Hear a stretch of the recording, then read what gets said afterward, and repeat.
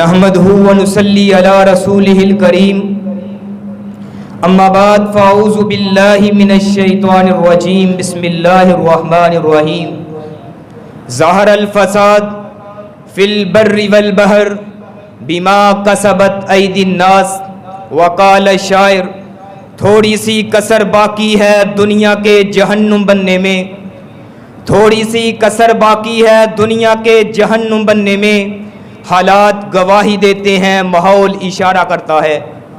سامعین محترم، مجھے آج آپ کے سامنے جس موضوع سخن پر اپنے ہونٹوں کو جنبش میں لانے کا موقع ملا ہے وہ ہے گناہ کی تاثیر۔ صدر مجلس اور اس امت کے میرے ہم مکتب ساتھیوں اور امت مسلمہ کی حج کو لے کھاتی ہوئی ناؤ کو سہارا دینے والے میرے ہم مشن ساتھیوں، آج ہمارے آشیانوں پر گر رہی ہیں آسمانی بجلیاں، تو کہیں آئے دن آ رہے ہیں زلزلے، اور کہیں حالیہ دنوں میں پورا ملک پاکستان سیلاب کی لپیٹ میں تباہی اور بربادی کی طرف گامزن نظر آ رہا ہے۔ یہ سب ہمارے ہاتھوں اور گناہوں کا کمایا ہوا اجر ہے، کیونکہ رب کا قرآن اعلان فرما رہا ہے ظہر الفساد فی البر والبحر بما کسبت ایدی الناس۔ حضرات، گناہ جسم میں زہر کی تاثیر کی طرح حرکت کرتا ہے۔ جس طرح زہر کی تاثیر میں کمی بیشی ہوتی رہتی ہے، اسی طرح گناہ کی تاثیر میں بھی کمی بیشی ہوتی رہتی ہے۔ آپ جناب، جب انسان گناہ کرتا ہے تو اس کے دل میں ایک سیاہ نقطہ لگتا ہے، پھر گناہ کرتا ہے، پھر ایک سیاہ نقطہ لگ جاتا ہے، پھر گناہ کرتا ہے، پھر ایک سیاہ نقطہ لگتا ہے، گناہ کرتا چلا جاتا ہے کہ انسان کا پورا دل سیاہ ہو جاتا ہے۔ جب انسان کا پورا دل سیاہ ہو جائے پھر وہ رب کا نافرمان بن جاتا ہے۔ جب رب کا نافرمان بنتا ہے پھر ایک دن رب کی پکڑ آتی ہے، کیونکہ رب کا قرآن اعلان کرتا ہے ان بطش ربک لشدید۔ حضرات، گناہوں کی وجہ سے اللہ رب العالمین دنیا والوں کو عذاب میں مسلط کرتا ہے۔ مجھے مسند احمد کی حدیث یاد آ گئی۔ ماں جی ام سلمہ بیان فرماتی ہیں آقا علیہ الصلوۃ والسلام نے فرمایا جب لوگ گناہوں کا ارتکاب کرتے ہیں تو اللہ رب العالمین ان کو عمومی عذابوں میں مبتلا کر دیتا ہے۔ حضرت ام سلمہ فرماتی ہیں یا رسول اللہ، کیا اس وقت جب لوگوں میں عذاب آئیں گے کیا نیک لوگ باقی نہ ہوں گے؟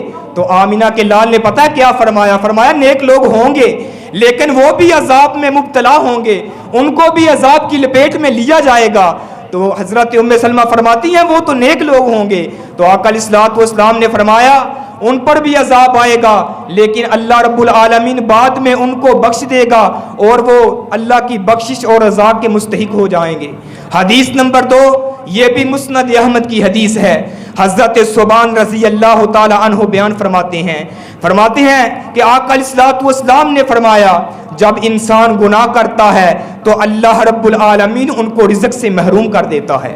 حدیث نمبر 3، حضرت عمار بن یاسر ابن ابی دنیا نے حضرت عمار بن یاسر اور حضرت حذیفہ سے نقل کیا کہ آقا علیہ الصلوۃ والسلام نے فرمایا جب اللہ رب العالمین قوم پر عذاب مسلط کرنا چاہتا ہے تو ان کے بچوں کو موت کی نیند سلا دیتا ہے، ان کی عورتوں کو بانجھ کر دیتا ہے، آسمان سے ان پر عذاب الہی جناب مسلط کرتا ہے۔ کیوں؟ ان کے گناہوں کی وجہ سے۔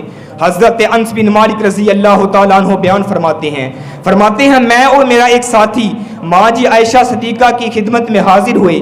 میرے ساتھی نے عرض کیا ماں جی ہمیں کوئی زلزلے کے متعلق حدیث سنائیں، تو ماں جی نے فرمایا جب لوگ جو ہیں زنا کو مباح سمجھ لیتے ہیں، شراب نوشی عام ہو جاتی ہے، جب لوگ گانے باجے کو پسند کرتے ہیں تو اللہ رب العالمین ان پر عذاب مسلط کرتا ہے، اگر توبہ کر لیں تو بہتر، ورنہ پوری کی پوری آبادی کو تباہ و برباد کر دیتا ہے۔ حضرات، کس وجہ سے؟ ان کے گناہوں کی وجہ سے۔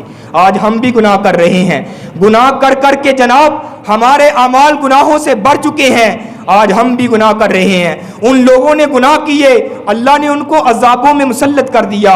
آپ پہلی امتوں کا تذکرہ رب کے قرآن میں پڑھ کر تو دیکھیں، ان کی فضیلت کیا تھی، ان کی شان کیا تھی، ان کا مقام کیا تھا، ان کا مرتبہ کیا تھا۔ اور مجھے بتلائیے وہ کیا چیز تھی جس کو ابلیس نے آسمانی مملکت سے نکالا اور اسے ڈھٹکار دیا گیا؟ وہ کیا چیز تھی جو قوم نوح پر جناب عالمگیر طوفان برپا کیا، جو پہاڑوں کی چوٹیوں کو بھی سیر کر گیا؟ وہ کیا چیز تھی جو قوم عاد پر بادیں سرسر کی طرح چھائی اور جناب ان کی بے روح اجسام کو زمین پر ایسے پھینکا جس طرح کھجور کے کھوکھلے تنے ہوتے ہیں؟ وہ کیا چیز تھی جو قوم سمود پر چنگار کی نازل کی، ایسی چنگار نازل کی جس سے ان کے دل پاش پاش ہو گئے؟ وہ کیا چیز تھی جو قوم لوط کی بستیوں کو اس قدر اوپر لے جایا گیا کہ آسمانی ملائکہ نے ان کے کتوں کی آواز سنی، پھر ان کو زیر و زبر کر پر ان پر پتھروں کی بارش برسائی گئی؟ حضرات وہ کیا چیز تھی جو قوم صالحہ کی ہلاکت کا باعث بنی؟ وہ کیا چیز تھی جو قوم شعیب پر بادلوں کے سائے طرح چھائی، پھر ان بادلوں کے سائے میں سے مینا خیز آگ کا مینا برسا؟ وہ کیا چیز تھی جو قرون کے مال و متاع کو جناب زمین میں غرق کر دیا گیا؟ وہ کیا چیز تھی جو فرعون اور اس کی قوم کو سمندر میں غرق کر دیا گیا اور ان کی بے روح اور ان کی ناپاک ارواح کو جہنم میں منتقل کر دیا گیا؟ اور وہ کیا چیز تھی جو بنی اسرائیل پر طرح طرح کے عذاب کا باعث بنی؟ حضرات کبھی ان کے چہروں کو تبدیل کر کر خنزیر اور بندر بنا دیا گیا۔ یہ سب ان کے گناہوں اور نافرمانیوں کا جڑ تھا۔ آج ہم بھی گناہ کر رہے ہیں، گناہ کرتے کرتے رب کو بلا بیٹھے۔